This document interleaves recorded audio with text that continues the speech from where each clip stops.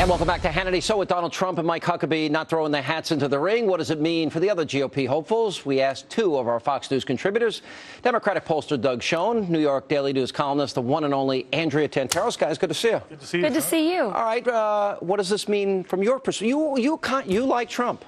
I do. So you're not happy with this? I think he has the guts to say the things that the other GOP hopefuls haven't said. I hope they follow suit. He talks about China, he talks about OPEC, and he certainly is entertaining. And it's pretty funny how he dumped the mainstream media. Used, abused them, and then dumped them like a bad date. Go Trump. Well, I hope there's a lesson learned by all the candidates. Fight. Go out there. Yeah. And I think he did make one mistake, and that was using the F word in Vegas.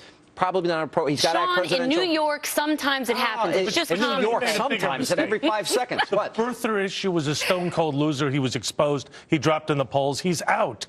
It shows the disarray in the Republican field. No, it doesn't. Now Newt is fighting with Paul Ryan. We have complete chaos on the Republican side. And frankly, as a Democrat who's not happy with Obama, it's worse on the Republican side. Chaos. There was dem-on-dem violence in 2007 and 2008. There always is disarray. We got a Democratic president out of it. There always is disarray. Yeah, but it was interesting. Remember Bill Clinton said, you know, they played the race card on me. They planned on this from the beginning. Remember, it was getting pretty contentious. Here's the problem, though, with your argument. Okay. How does President Obama overcome 9% unemployment?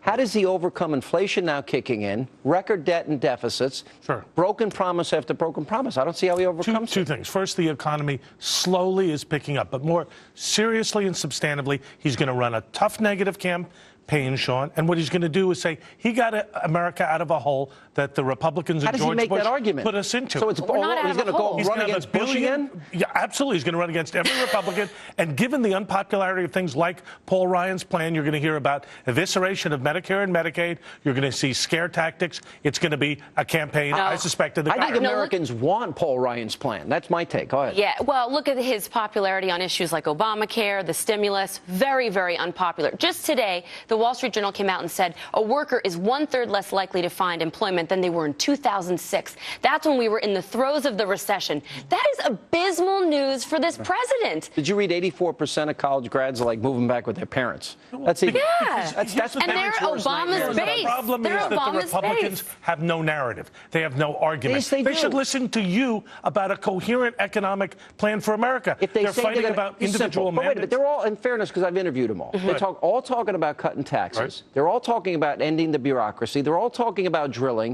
They're talking about a stronger national security policy. Smaller government, constitutional government, and getting rid of this debt. And none of them have a plan to balance the budget in a reasonable and responsible way. That's irresponsible. But, Doug, Democrats won't even come to the table to even talk about balancing the budget. There's a plan called the Bowles-Simpson plan with Bill Clinton's chief of staff put forward.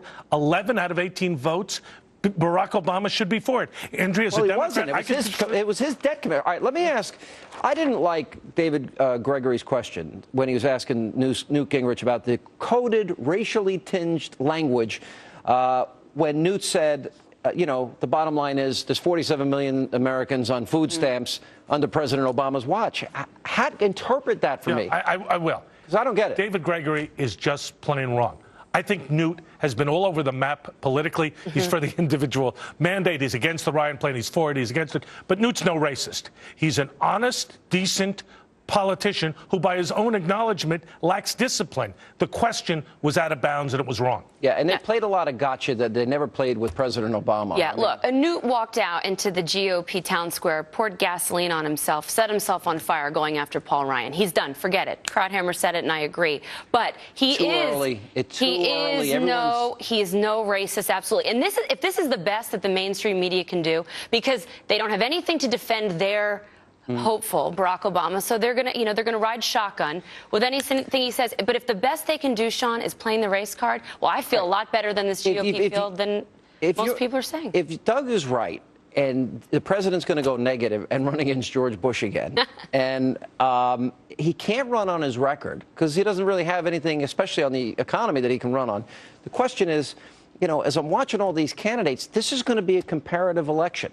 Is there any one or two people you're most afraid of that you would think would win for the Republicans? I am worried about the new faces. Michelle Bachmann, as Dick Morris suggested before, Tim Pawlenty, Mitch Daniels, John Huntsman. A fresh face who, as you suggested, talks straight and is honest with the American people, has the capacity to shake this race up fundamentally. I think the front runner has yet to emerge. I do think that Santorum benefits. He's the dark horse. I think he benefits. I think he won that Fox debate in South Carolina. I think he benefits in Iowa from the Huckabee voters. But I agree. I think Bachmann, Palin, if they decide to get in, they also siphon New votes. ball game. New ball. This is way open. Too early to call. All right. Hey, guys, good to see you both. Thank you, Sean.